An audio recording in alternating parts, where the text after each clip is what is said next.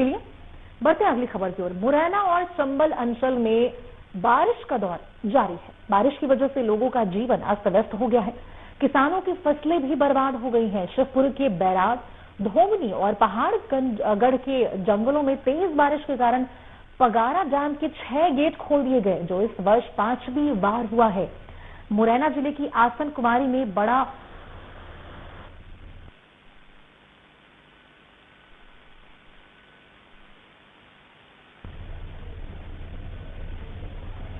इससे 26 गांवों को अलर्ट किया गया है। मुरैना जिले में 22.5 मिलीमीटर बारिश दर्ज की गई। वहीं भिंड में भी बारिश जीवन अस्त व्यस्त हो गया है। किसानों की मेहनत पर पानी फिर गया है। धान की फसल बेचने गए किसानों की ट्रॉलियों में पानी भर गया, जिससे फसल गीली हो गई। व्यापारी उचित मूल्य नहीं दे रहे हैं, जिससे किसानों की चिंता बढ़ गई है।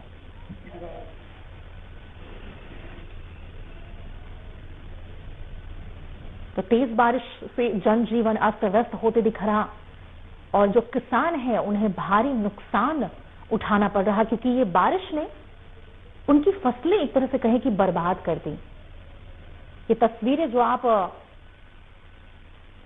स्क्रीन पर देख रहे हैं, मुरैना और भिंड की ये दोनों तस्वीरें, जहां पे डैम को खोला गया क्योंकि पानी का स्तर इतना ज्यादा भर चुका था कि 5वीं बार ये जो डैम है उसे खोला गया है। मुरैना की तस्वीर आप देख रहे हैं, जहां पे लगातार हो रही बारिश से जो जनजीवन है वो अस्त व्यस्त हो गया। किसान जो अपनी फसलें लेकर जा रहे थे और उस ट्रक में पानी भरने की वजह से उनकी जो फसलें हैं वो बर्बाद हो गई। अब उन्हें अपनी फसलों का सही दाम व्यापारी से नहीं मिल रहा है। तो ये फसल जो उनकी गीली हो चुकी है, इसकी वजह से जो किसान है वो बेहद मायूस और परेशान दिखाई दे रहे हैं, क्योंकि उनकी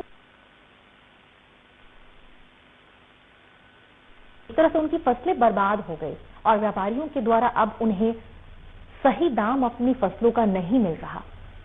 तो ये बारिश का जो कहर है वो किसानों पर टूट पड़ा और गीली फसल होने के कारण व्यापारी उन्हें सही दाम नहीं दे रहे। तो किसानों की जो मेहनत है उस पर किस तरह से बारिश ने अपना पानी फेरा है।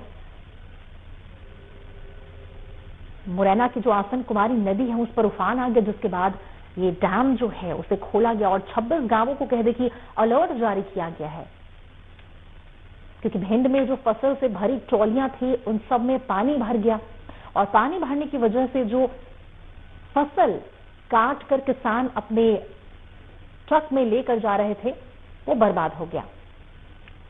राहुल सिंह चौहान हमारे संवाददाता इस खबर पर ज्यादा जानकारी के साथ जुड़ गए हैं। राहुल, ये बारिश ने तो किसानों की फसलें और उनकी मेहनत सब पर पानी फेर दिया है। ये मैं आपको बता दूं कि जिले में बीते 24 घंटे से समय रोके से लगातार बारिश हो रही है और ये रिमझिम बारिश से जो आम जीवन है वो अस्त व्यस्त हो गया। तो वहीं किसानों की मेहनत पर भी पानी फेर दिया है।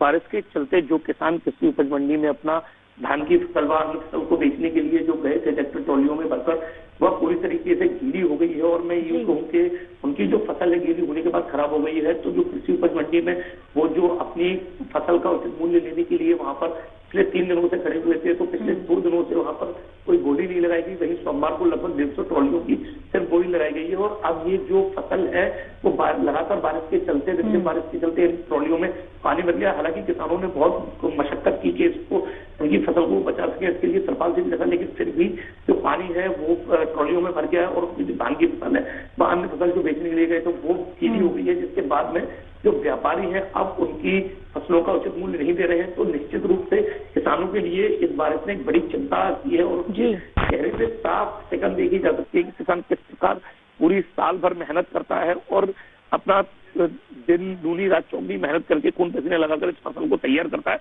और इस प्रकार असामयिक बारिश इनकी फसलों पर पानी फेर देती है। यानी कि राहुल, कह सकते हैं कि प्रशासन उनके नुकसान का आकलन करने के लिए वहां कोई पहुंची ही नहीं। जी बिल्कुल, आपका ये कहना बिल्कुल सही होगा कि प्रशासन ने बिल्कुल सुन नहीं ली और प्रशासन को किसानों की इस जो आफत आकाश से बरस रही है उससे उन्हें कोई लेना देना नहीं है। सिर्फ वादे और दावे हमें दिखाई देते हैं, लेकिन धरातल के वास्तविकता पर ये सारे निरर्थक और निराधार हैं।